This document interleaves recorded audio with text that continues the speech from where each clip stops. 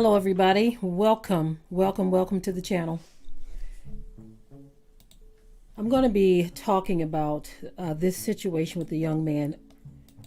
Oh my goodness, Jaylen Richards.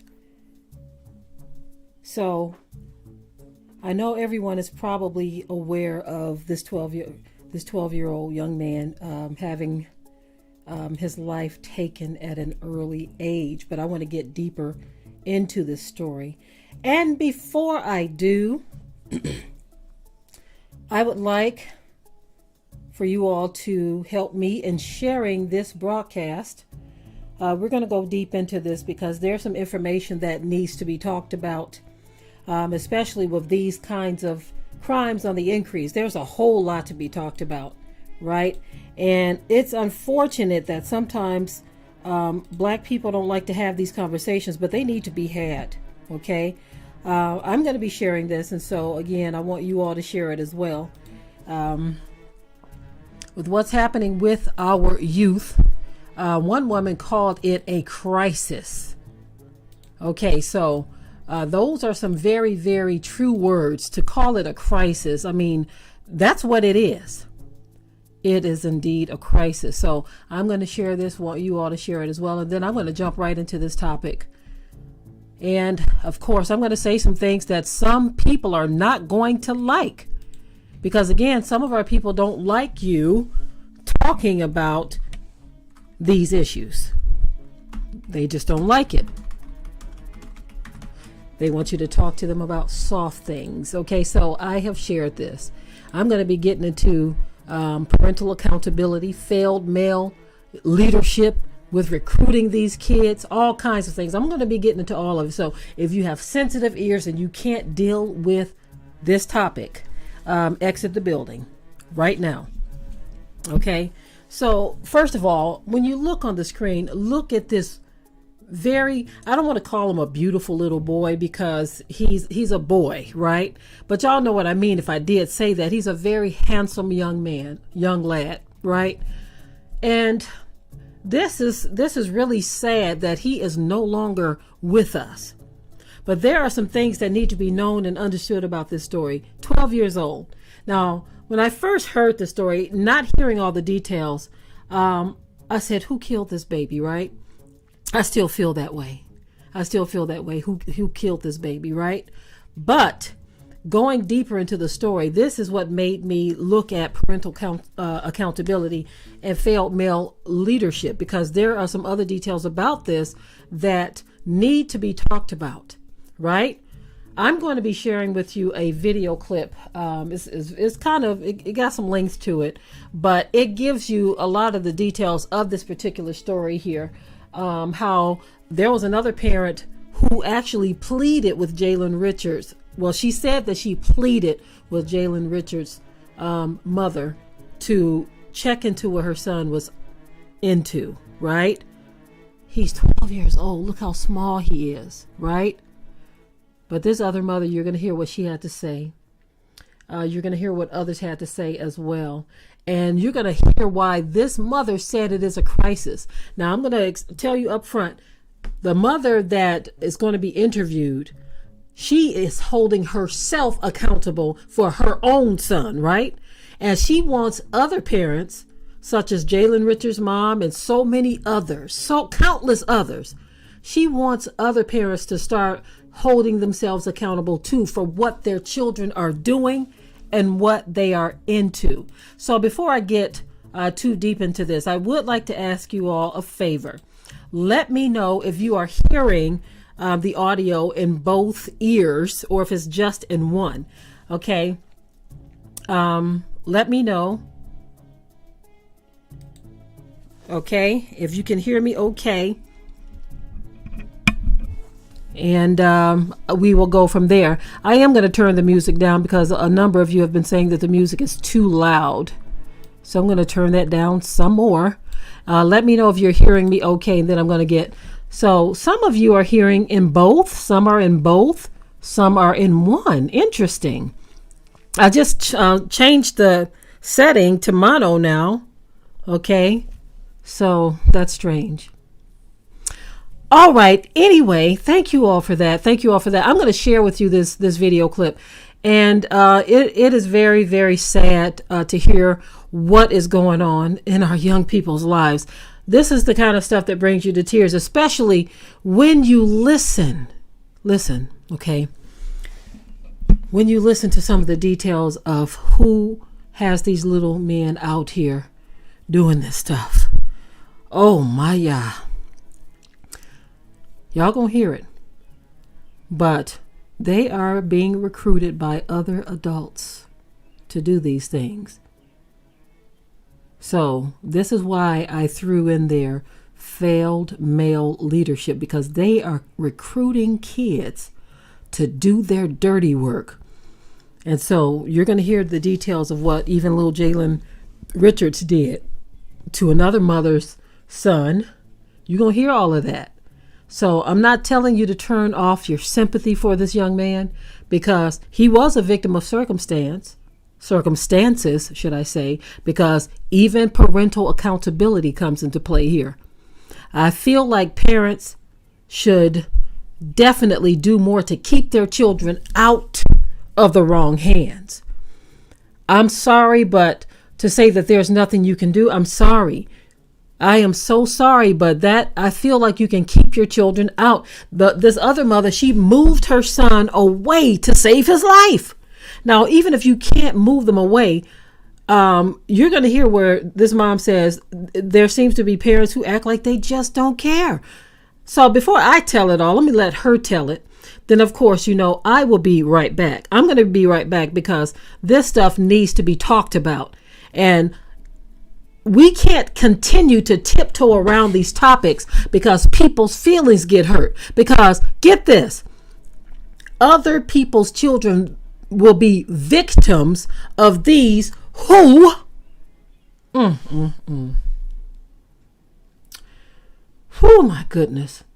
Other people's children can be victims of these young people who are doing this stuff.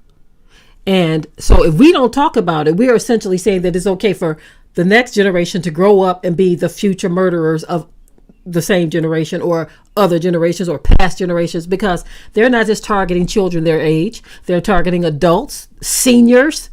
This is why we have to talk about this. And if people don't like it, tough.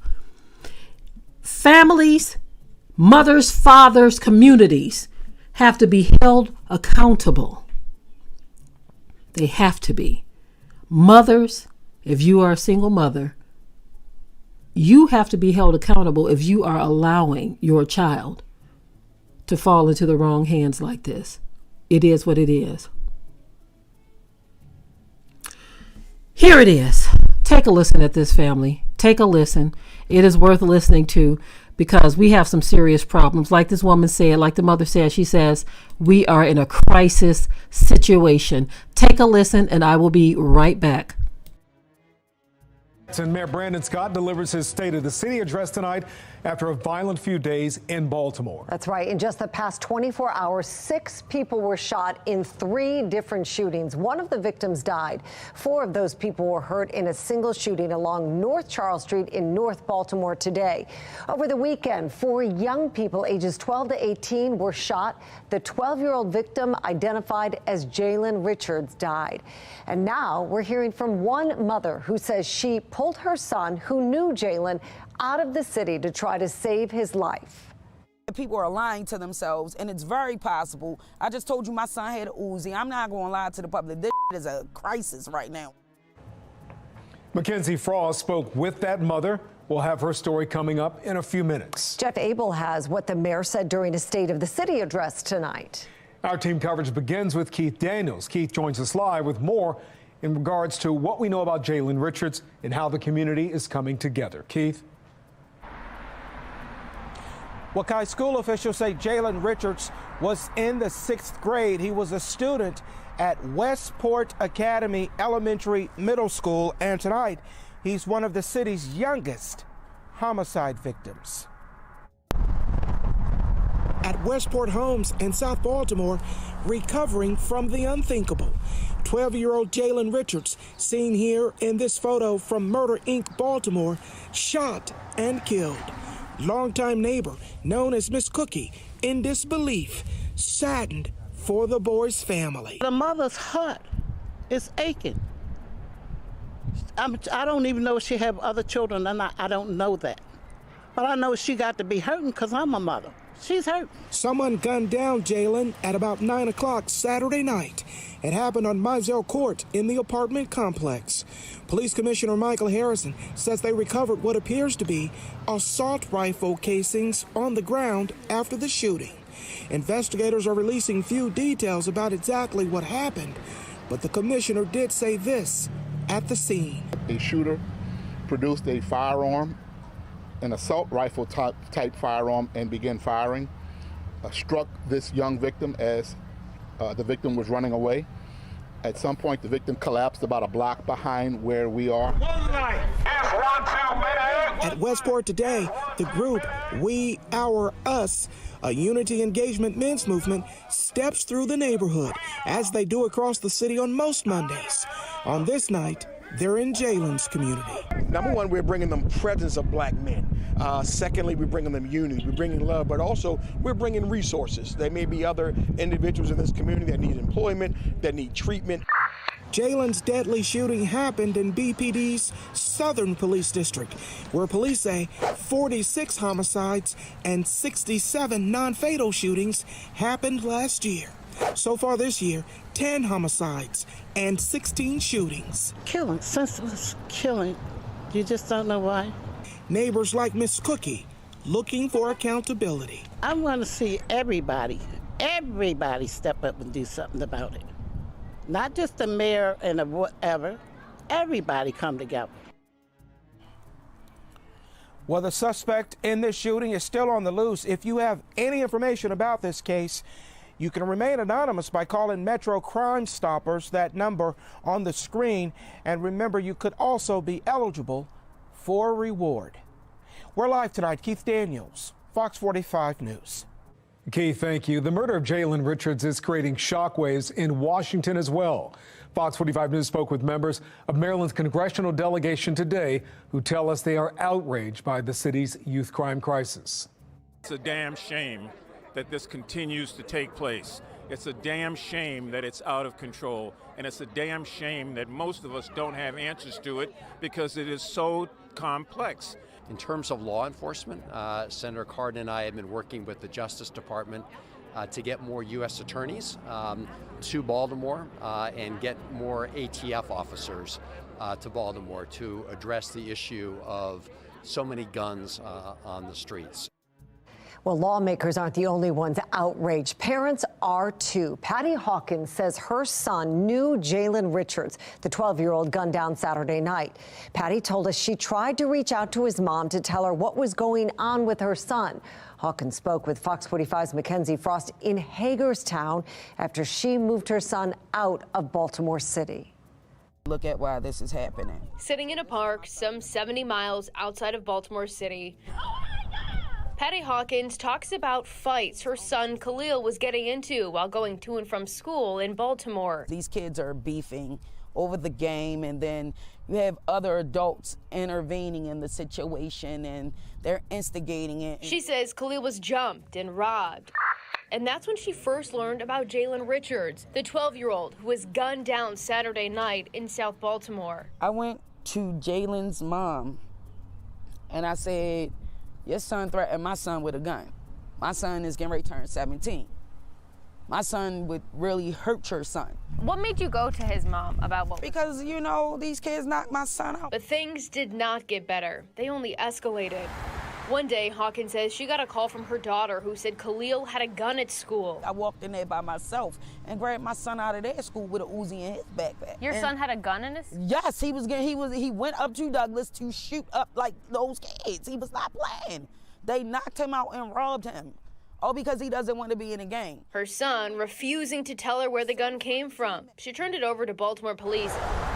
and moved her son to Hagerstown. But before uprooting the family, Hawkins says she tried to meet with several parents of kids who were having problems. Out of these 16, 7 of them are gone now. This is why I'm doing what I'm doing now. It's a crisis. I don't know how else to look at it. But not much was done. Hawkins describing a lack of interest from some parents in their kids' lives. This is getting crazy, and I'm recognizing that the parents care more about going out to clubs, partying. I've been pounding the streets with this situation with other parents. And that concern echoed Monday this morning by Mayor Brandon Scott and City State's Attorney Ivan Bates. We have adults in our city who are failing to set an example for our youth. They're your children. You have to raise your children. We have to do our jobs as your leaders, but parents, we ask you to help us as you do your jobs as well. But how to hold parents accountable for their kids and their actions remains the unanswered question. And one city leaders say they're digging into. Now, Hawkins says kids are being targeted by adults running gangs in circles in the city, especially after laws changed last year, shielding young kids from certain crimes. I feel like they're prey to these predators, these drug dealers that are hanging out around the schools, because it's easier to have children sell drugs for you than you to get a charge yourself to sell drugs. Coming from East Baltimore, Hawkins says she never imagined leaving the city, but the problems within Charm City still haunt. So I'm still afraid. I'm afraid to come through the city. Now calling Hagerstown home, Hawkins sits in a park with the sounds of kids playing in the background. While some young people in the city are not running around, playing and being kids. You can't imagine one of them being a killer. I can. I really can. Hawkins says this juvenile crime trend is a parent problem first, but she says city schools and police need to intervene when there are things going on to prevent this violence from escalating. In Baltimore, Mackenzie Frost, Fox 45 News. Mackenzie also pressed Mayor Brandon Scott on juvenile crime after a roundtable he held with City State's Attorney Ivan Bates and other community leaders to talk about what can be done. We have adults in our city who are failing to set an example for our youth and failing to properly spend time and invest in them. But we also know that this isn't just happening. Multiple students were killed and shot in January. So why is the enforcement of the curfew and these conversations about addressing juvenile violence just now happening when this has been a problem for months? We'll say this, Mackenzie, and I'll say this again. You weren't with us last week, but enforcing the curfew isn't simply about violence, right? And you're here, and these partners know this very well. Enforcing curfew is about doing what we have to do to keep young people safe, period. Well, that roundtable was part of the mayor's State of the City address today. He just wrapped up his main address where he announced new initiatives to curb juvenile crime. Fox 45's Jeff Abel joins us now live with more on that part of our story. Jeff. That's right. The mayor is standing firm, telling the crowd here in South Baltimore tonight that his crime plan is working, even citing double-digit decreases in the homicide rate. But there are much disappointments tonight when it comes to that juvenile uptick in juvenile crime. And for that, he says he is moving the health commissioner to a new position as deputy mayor who will focus almost exclusively on youth violence and prevention. Dr. D guided us through the pandemic. We gained national recognition for our approach to protecting the lives of our residents during the defining public health crisis of our time. And she will lead us as we fight the scourge of youth violence, assembling a best-in-class team of public, private, academic, nonprofit, and community leaders to assist her in this mission. And so, Jeff, we understand that the mayor didn't just talk about juvenile crime. He talked about crime overall in Baltimore, touting a reduction this year. What did he specifically say about that? That's correct. He did cite huge successes in his administration when it comes to fighting crime, especially when it comes to getting those illegal guns off the street. More than 500 removed just this year alone, he said. But his philosophy, he says, will not be changing, especially in the next year and a half of his administration. For far too long, the argument has been that we either arrest our way out of it and drive mass incarceration or drive investment into our communities. Baltimoreans elected me because we were approaching public safety in a way that was not producing results. As someone who has lost guns, friends to gun violence, and led the 300 Men March movement, I reject this as a false choice. As your mayor, I have chosen to both invest in law enforcement and in our communities. And newsflash, it's working. We must point out that the mayor did call for a decrease in the police department's budget during his recent budget proposal.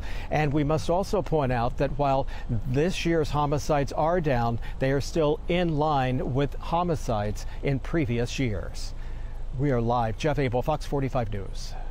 Jeff, thank you. And stay with Fox 45 News. Pastor Shannon Wright will join us live at 10:30 to share her perspective on the mayor's speech. And we want to hear from you. If you had to vote for mayor today, who would you vote for? Brandon Scott, Eric Costello, Sheila Dixon, none of the above.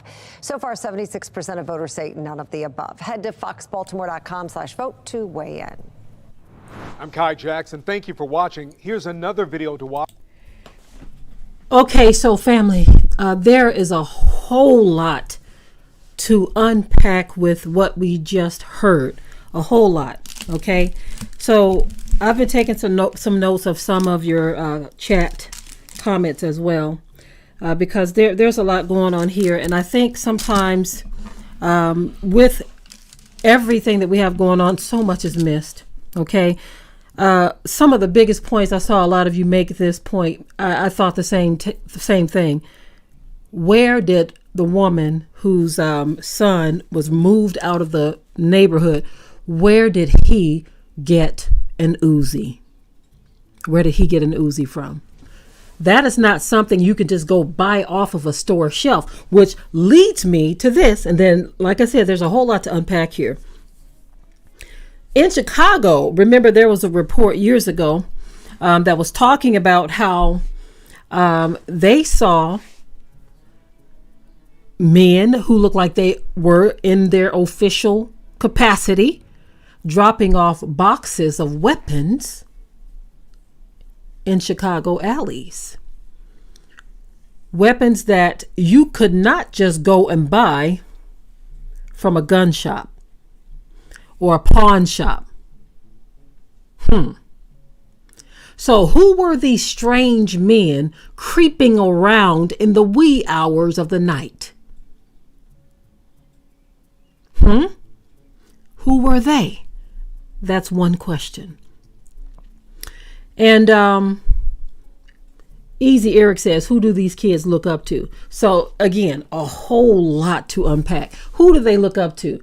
A lot of parents are fully aware that their children listen to some of the craziest, most violent music you will ever hear. As a matter of fact, some of them listen to it too. Some of them listen to it together, right?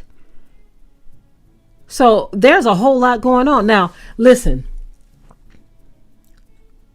there was a point that was made by Davita.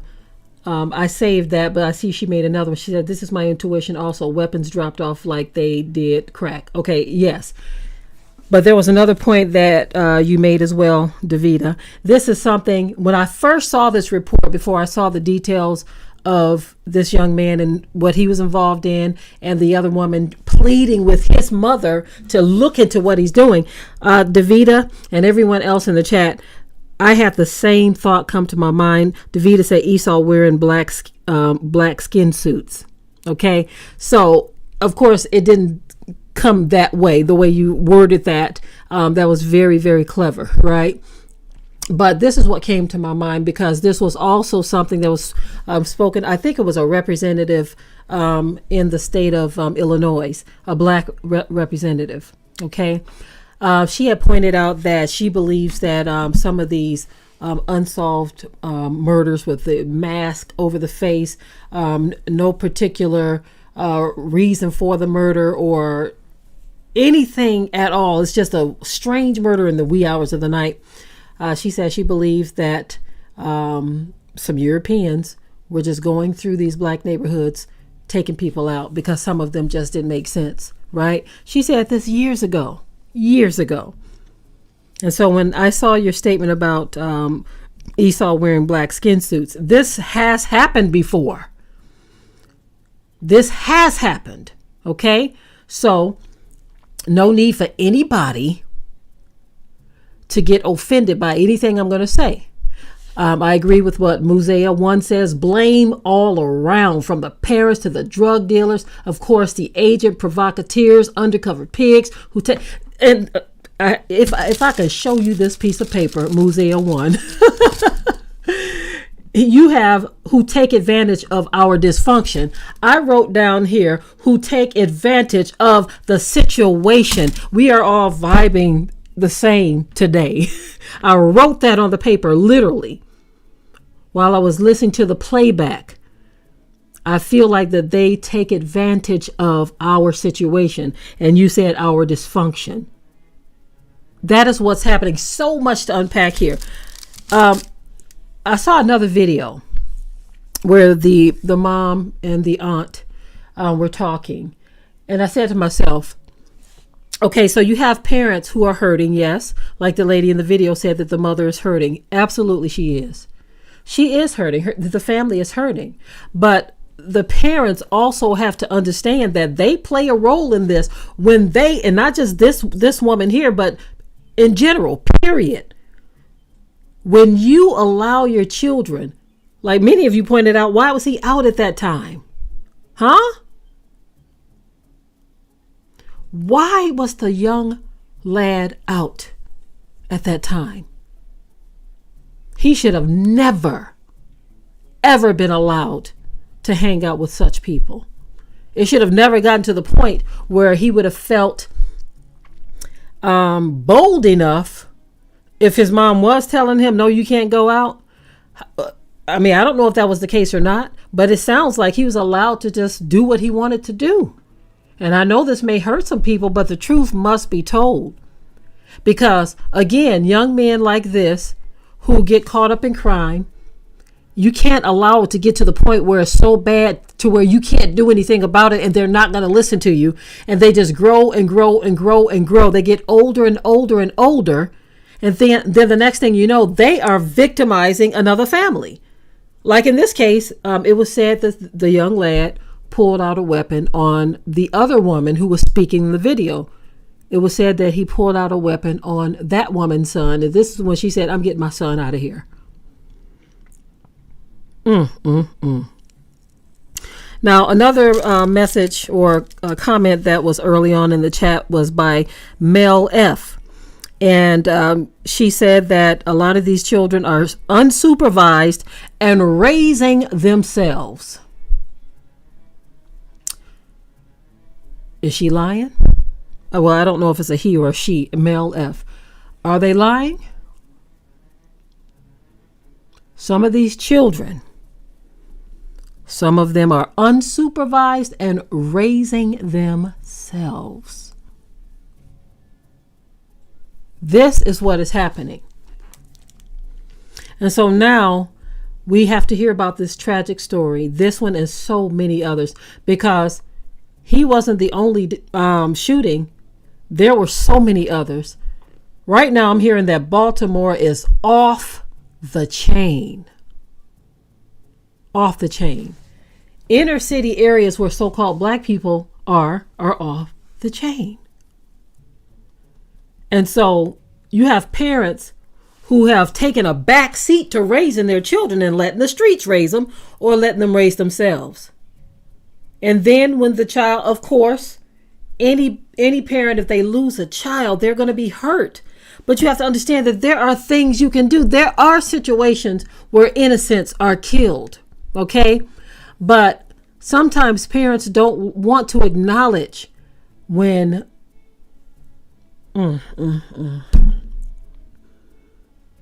I can't imagine what she's going through. I cannot imagine. But we have to understand how the Most High works. Understand how he works, family. Remember, I told you all about that website, Gun Memorial. They have a running catalog of every shooting death in the United States. It is so sad. You hear me? It is so sad. I agree with what Melissa said here. It takes a village to raise these kids. A village. Now, the sad thing is, now this is where I'm going to go into the failed male leadership, okay? When you say it takes a village, a friend of mine years ago said, but who is in that village? So if your village is filled with gangbangers, adult males who are recruiting young children to do their dirty work and their crime. See, there used to be a time, I remember this when I was coming up. It used to be a time where teachers can paddle you. The next door neighbor can paddle you or spank you if you were doing something wrong. Grandma, anybody. Today, these parents are so off the chain, they don't want you even saying nothing to their kids. They don't want you to even tell their child to stop hitting your child. You will have the parents getting involved. Don't say nothing to my child. Yes, we are in a crisis. Just like the woman in the video said, we are in a crisis.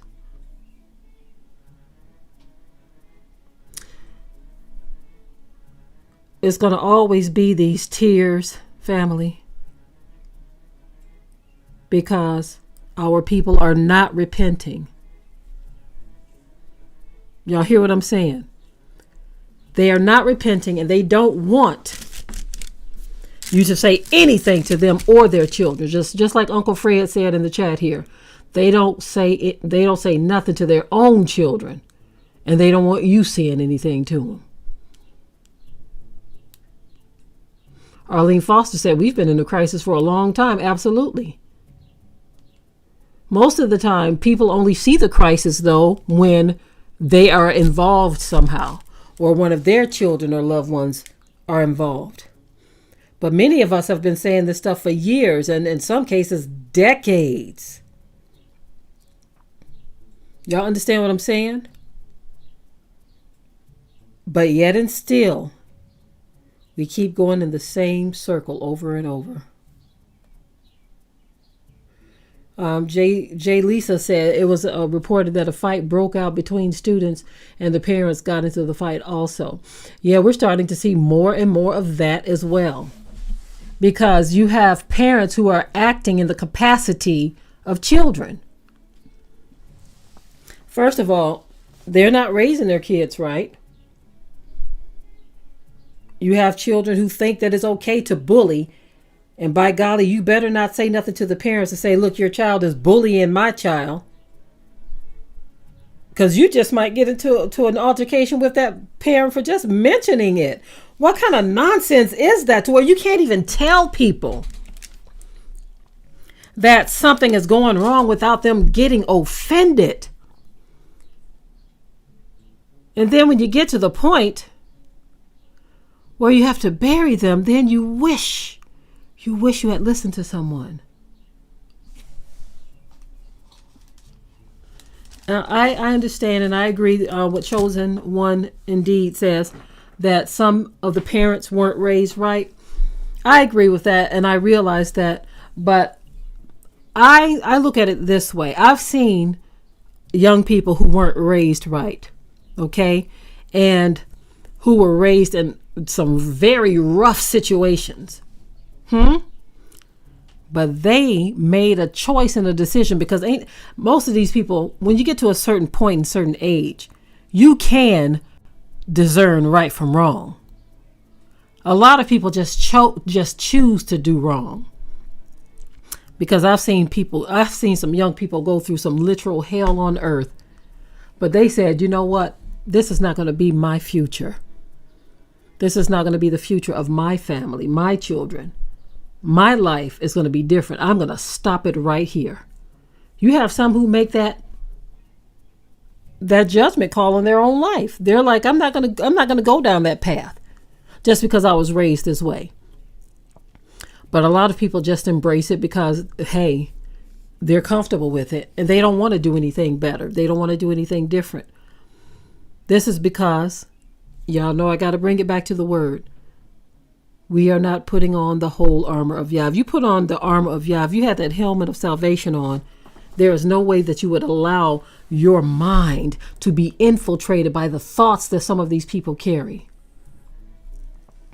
Yael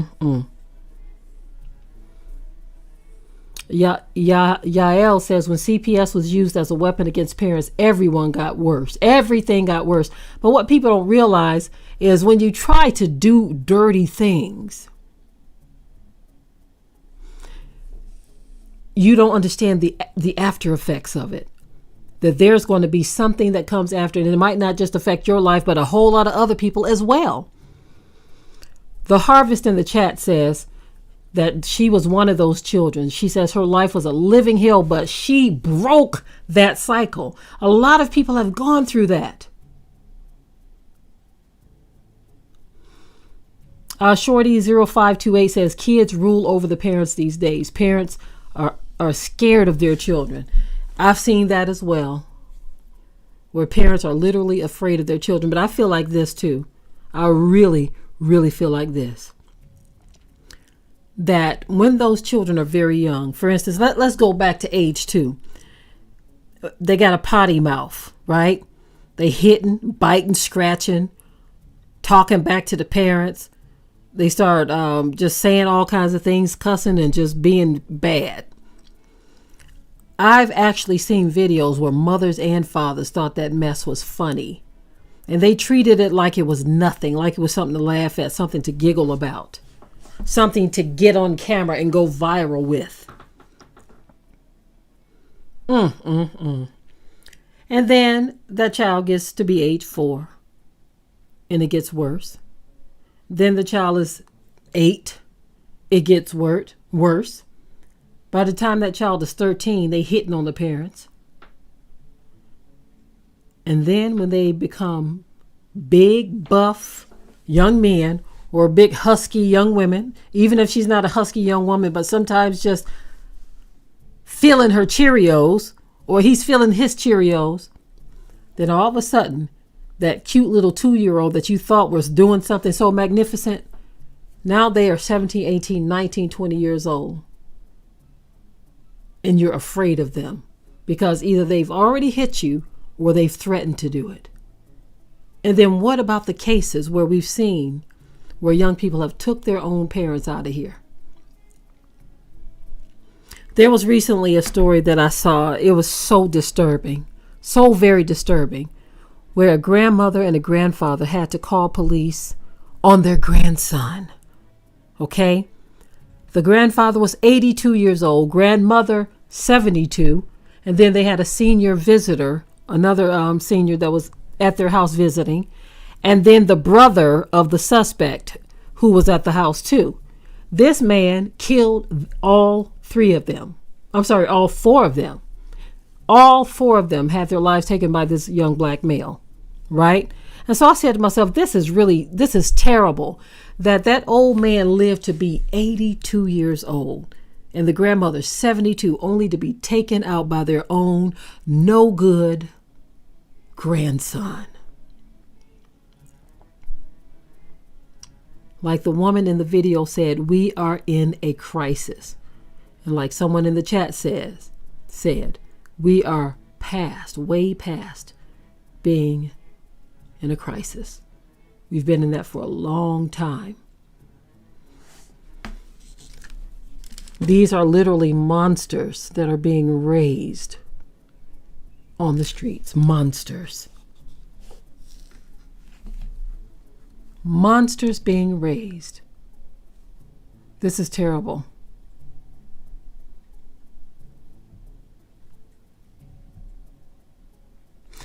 Uncle Fred in the chat says, he said, I hate to say it, but I had to damn near terrorize my 2 grandsons for a year. And now they give their mom, my daughter, 0 problems. Bravo, Grandpa. Y'all hear that? Sometimes others have to step in. Oh my goodness. I wish I could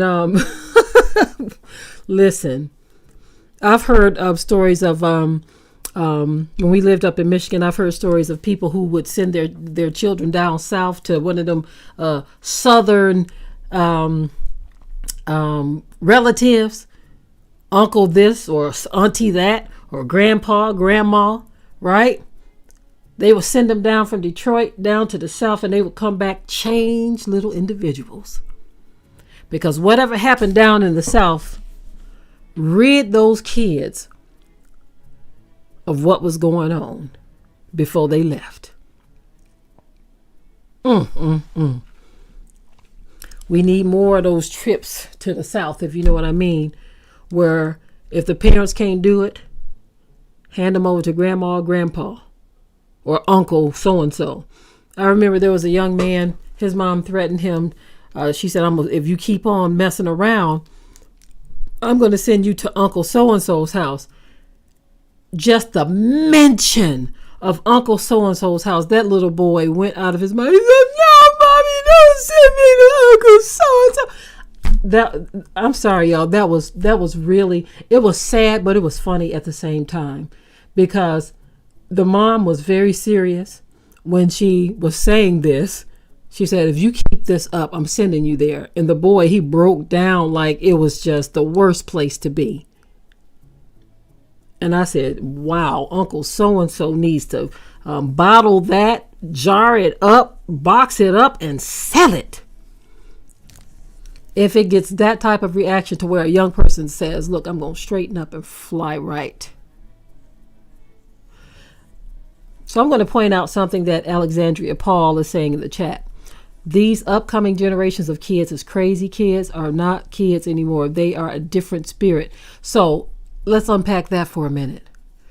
This is what I keep talking about. You have to understand that when you raise children a certain way, you're not the only one dealing with them. So when you just send them out in the streets or let the streets do this, that, and the third, that child grows up and can be a danger to anybody they encounter. This is why it's important that people handle their business, because this doesn't just stop in your four walls.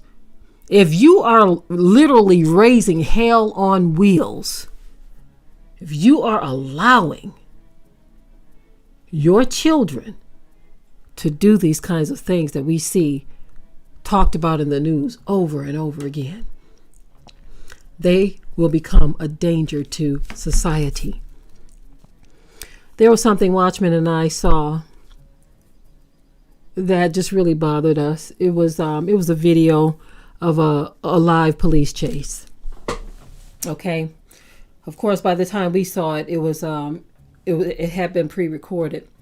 But with this police chase, it was two black males, and they led the cops on this terrible police chase through up and down. It was at Florida Turnpike, I think.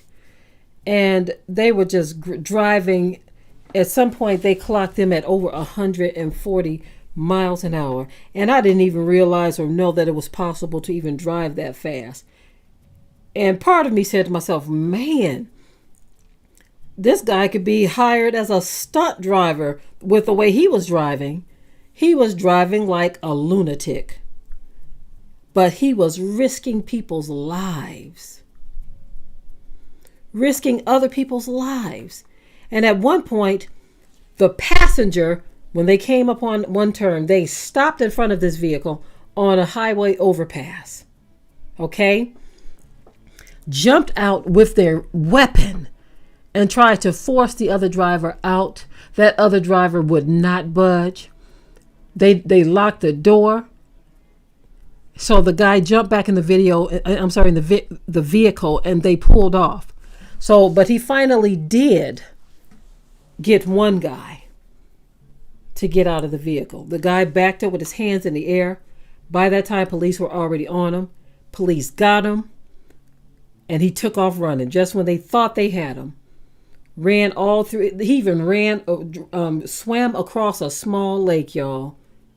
Or should I say a stream? It was more like a stream or a ravine. Got into someone's house. The woman comes running out of her house. Then the police have a standoff with them. So listen at all this chaotic mess. Young black males. Young black males. Sophia says this was an hour. I'm sorry. This was an hour This was an hour from your home. On the screen, they had that little odometer thing was trying to register, and it got as high as 141 on the screen. So maybe it balanced out at 120. But that is crazy to see something like that happening, and how these people are willing to risk the lives of innocent folk. And so this is why it's so very important that you understand that when you raise kids like this, or you don't raise them properly, you putting everybody else in danger too. And this is not just our children, okay? This is not just black children. I mean, there was a report my husband just recently shared with me where 2 white teenagers were upset that they got a bad grade in school, and they beat their school teacher to death.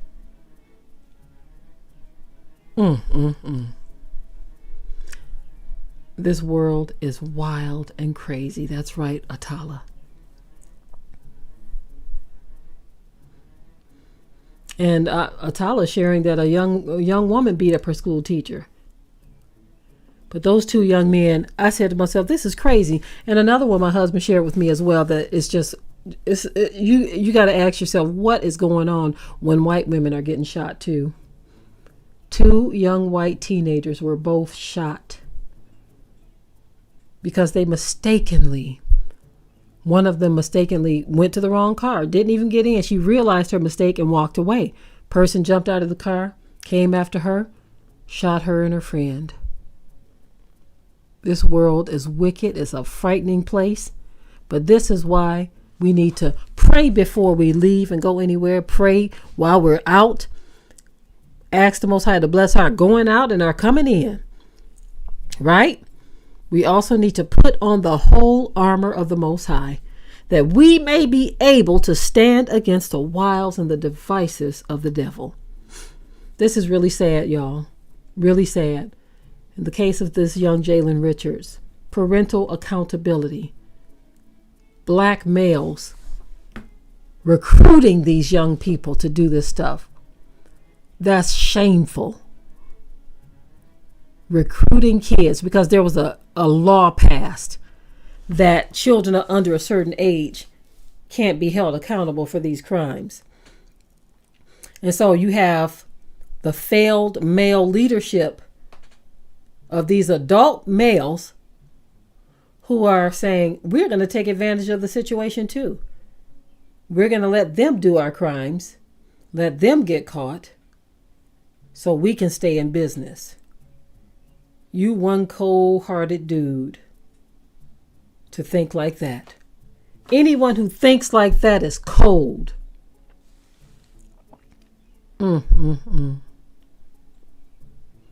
Very, very cold. Yael Ben says a child and her parents were shot in North Carolina over a ball in the neighbor's yard. Oh my goodness. It seems like this stuff is escalating at warp speed.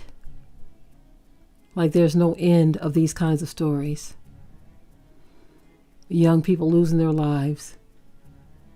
Parents so busy trying to get their own thing going that they have no time to think about what their children are doing.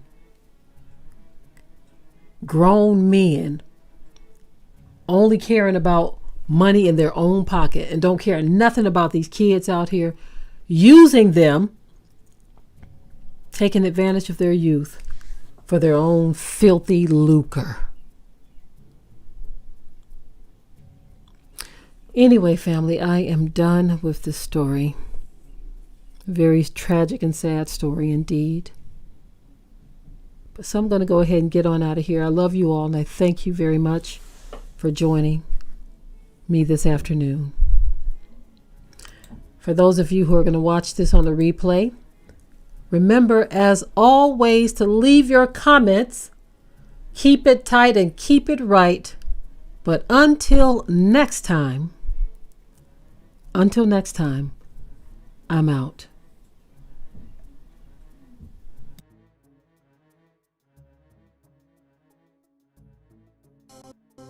We hope you liked today's topic. Please leave your comments below. If you haven't already, subscribe to the channel, share it like this video, and with that, we're out.